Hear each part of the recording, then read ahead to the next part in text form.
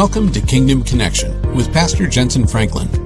If you're married, what's the first thing that comes to mind when you think about your spouse? What if you found out they had just been in a car accident? What would be the first thing that comes to your mind then? I know that feels mean, but if you're like most of us, those two answers are probably different. Do you remember when you first met how crazy you were about one another? Life happens. Things get loud. Feelings get hurt and some expectations go unmet. If we're not careful, we can lose the love that brought us together in the first place. Let's join Pastor Franklin for an encouraging dive into Scripture as we learn how to make love last.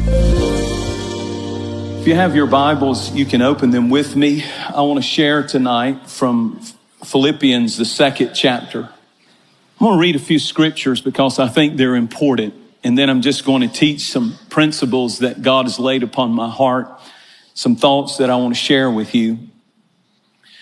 Verse 3 of Philippians chapter 2, let nothing be done through selfish ambition or conceit, but in lowliness of mind, let each esteem others better than himself.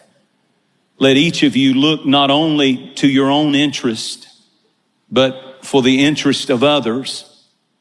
Let this same mind be in you that was in Christ Jesus, who being in the form of God did not consider it robbery to be equal with God, but made himself of no reputation, taking on the form of a bondservant and coming in the likeness of man. I tried to come up with a good title. I had one come to me down there a while ago that I'm going to go with. And they don't even know it in the area that worries about this.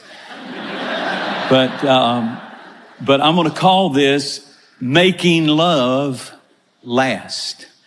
And the reason I'm going to call it Making Love is I just like to say that in church. Making love last. So it's kind of spiritual, but not all spiritual. How many of you like those kind of sermons? Yeah, I know you do, you bunch of heathens. Turn to your neighbor and tell them my sermon and emphasize the part that you like. Making love last. Okay, we got it. You might not remember the sermon, but you got the title down. What happens in our relationships is we start out with a tremendous expectation. You promised me, you told me you would, you said you would. You committed that you would, expectation. And in between expectation and the end result, which is behavior, is this little area right here called believes all things. Supposed to be. And what we've got to learn is this. Expectation is, you know, he promised me he would not be late. He promised me that he would be here at 4:00. But what I'm looking at is it is 4:30 and he is not here. Now what has to happen is what are you going to do with the gap between expectation and behavior? Is you have a choice. Listen carefully. You are supposed to believe the best, or you can assume the worst. And the reason that a lot of people get in arguments and get in fights is they have expectations and the person lets them down. I knew you wouldn't call him. I knew you wouldn't do it. I knew she wouldn't do it. I bet he's talking to somebody about something stupid. In this gap between expectation and behavior, love does not assume the worst. I knew he wouldn't take care of it. I was waiting on him to not take care of it so I could have more points to tell him how bad he is, or vice versa, so I could tell her how bad she is. And we assume the worst instead of believe the best. When you believe the best, it kind of goes like this. Well, something really important must have come up. And you're believing the best. You're hoping for the best. But when you assume the worst, you say things like, I have to do everything, and I knew that he was no good with money, or whatever. And you assume the worst instead of believe the best. Do you tend to go this way when they don't live up to expectation, your husband or your wife? Or do you tend to go this way? Because that's the issue, isn't it? Because when you consistently go this way, you're destroying love in a marriage. Well, what about them? There's certainly places where you have to correct and talk and get things together. But the atmosphere of the marriage has to be believe the best instead of assume the worst. It has to be. It has to be. If you want to make love that lasts. People who stay in love have the same gap all the time. They start out with expectation and somebody lets them down. But the difference is they believe the best. They believe the best.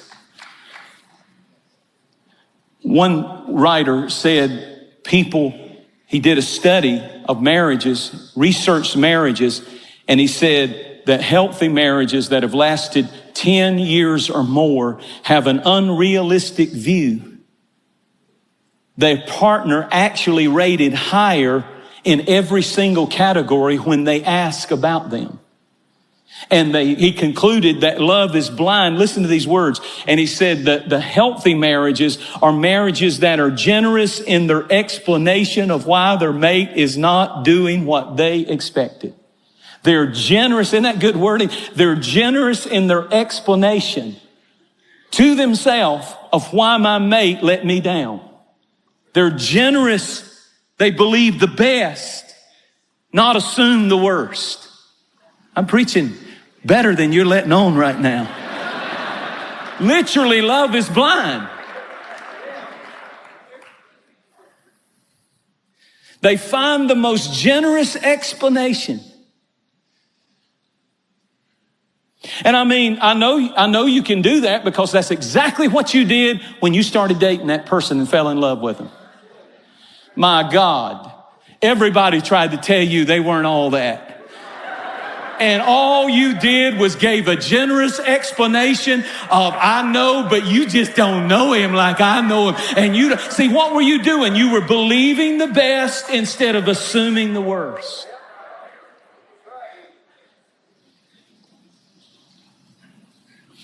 You chose to give a generous explanation.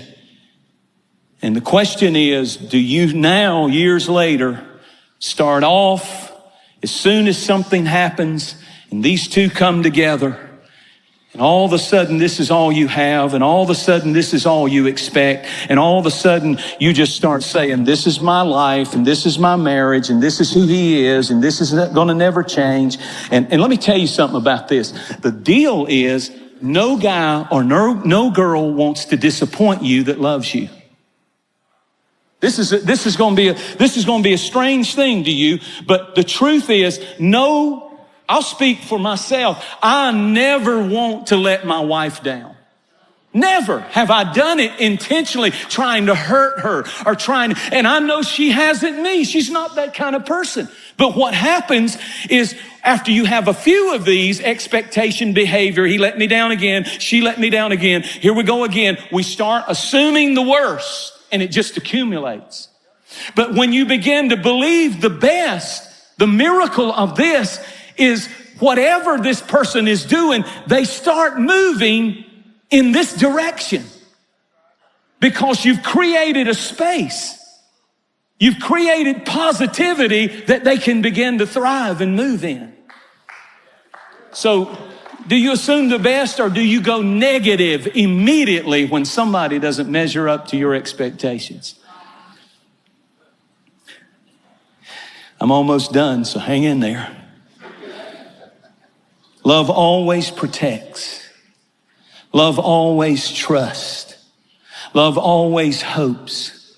Love always perseveres. Do you quickly go to negative or do you assume the best when that person doesn't meet the expectation that you had. The last thing we want to do is disappoint. But what happens, and it's so true, is we start creating that atmosphere. You create a margin when you believe the best. In Philippians chapter 2, what I read at the beginning of this message is one of the most beautiful patterns for marriage. And here it is.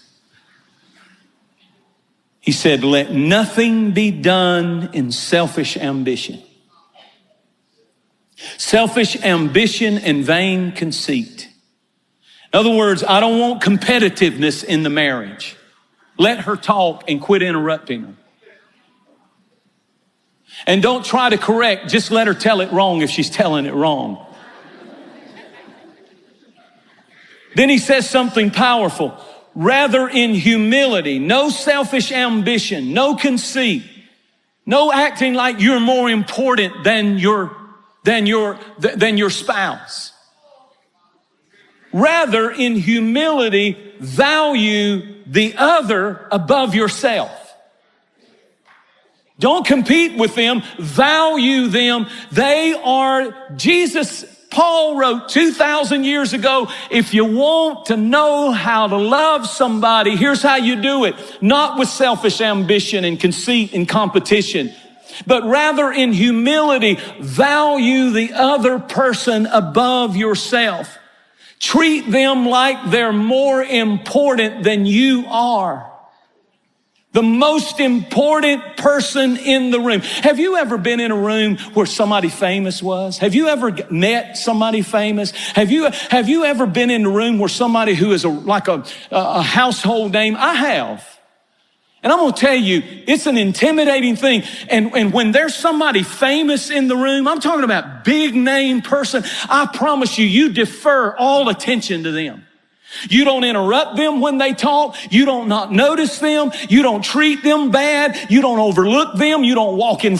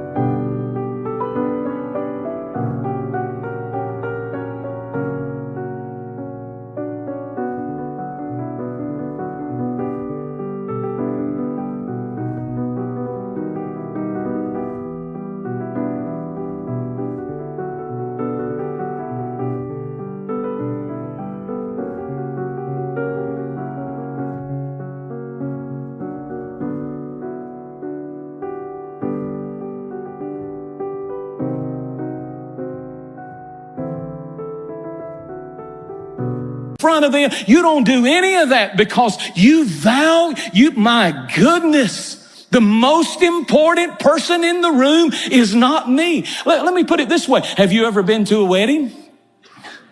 Well, of course you have. You know what? Listen to me carefully. The person that was most important, this is going to be mind-blowing to some of you, was not you. It was the bride. And when you walked in, nobody could care less. Nobody turned around. Nobody stood up. But when she walked in, every head, that's how we're supposed to value our spouse. You're the most important person in this room. Let me finish this. One translation said value others above yourself. One translation said with a sense of awe. When you first fell in love, he called, you'd say, oh. She kissed you. She was the most important thing in your world, in your life. I know you know how to do this. People who stay in love do it intentionally. They value her. They value him. The most important person. And I wish that I lived this. I wish that I did this as much as I need to do this. But I'm learning. And here's the thing that got me in this is Jesus. Then Paul, in a brilliant move, he moves from value one another. Then he says this in verse 4, not looking to your own interest, but to the interest of the other. Oh, now he's going to get practical. Now he's going to say, the way that I know that you're valuing them is you're not just interested in what you're interested in, but their interest is your interest too.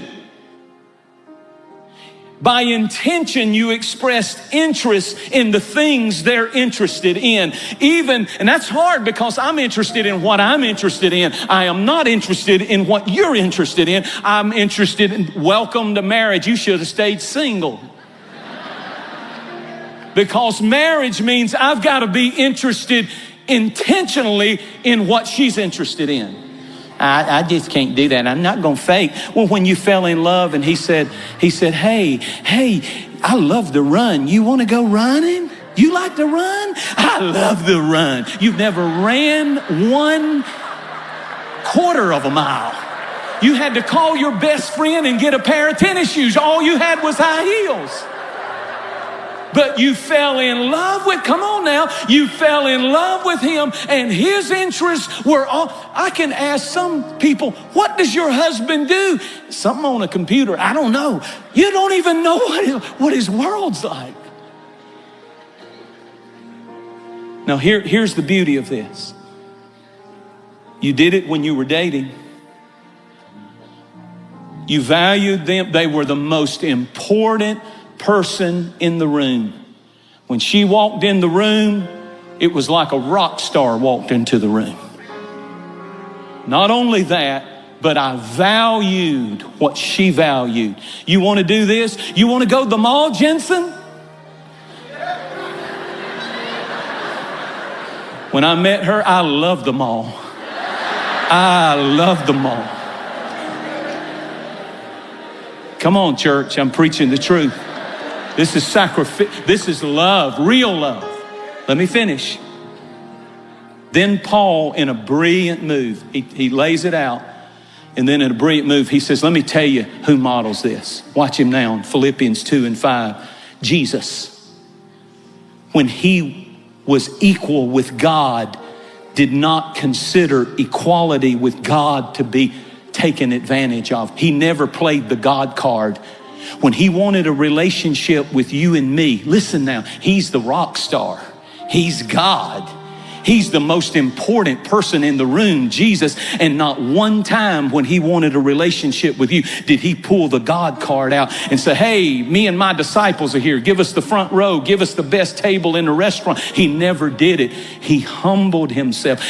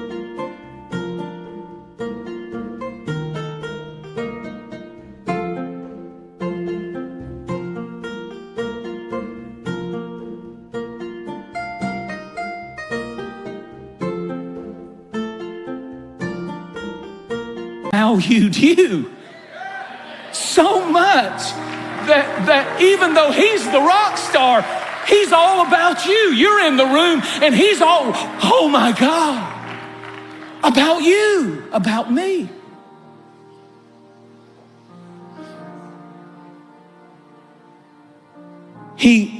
He was equal with God. He was not less than the Father, less than the Holy. He was equal, and yet he came down. He humbled himself. He said, I opt all the glory that I can have and being right all the time.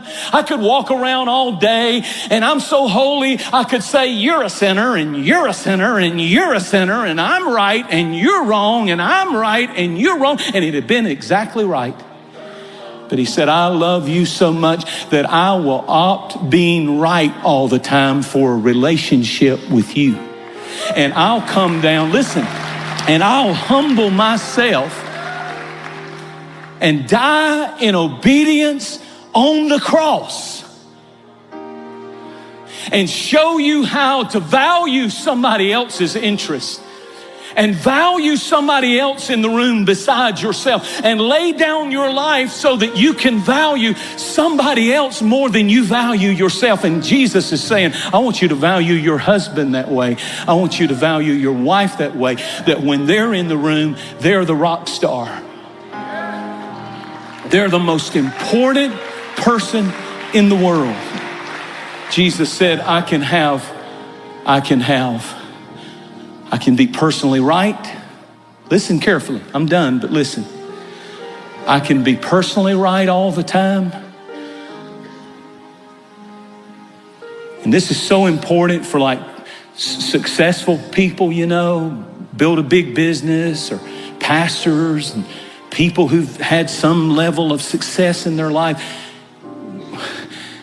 We think that title and that glory makes us somehow greater than our mate because they don't get the credit that we get. But look at Jesus. That's what messed me up. Is look at my Jesus. He was equal with God. But he said, it ain't about me in this room. It's about that leper over there. It ain't about me in this room. It's about that woman in adultery 5 times, but I love her, and boy, I see value in her, and I'm interested in her, and I know everybody should be making a big deal about me, but it's not about me. And then he says, that's how I want you to love your husband. That's how I want you to love your wife. I want you to love them. And you say, well, what if they don't give it back? They may not. But when you do it, God's going to honor it, and it's going to change their heart.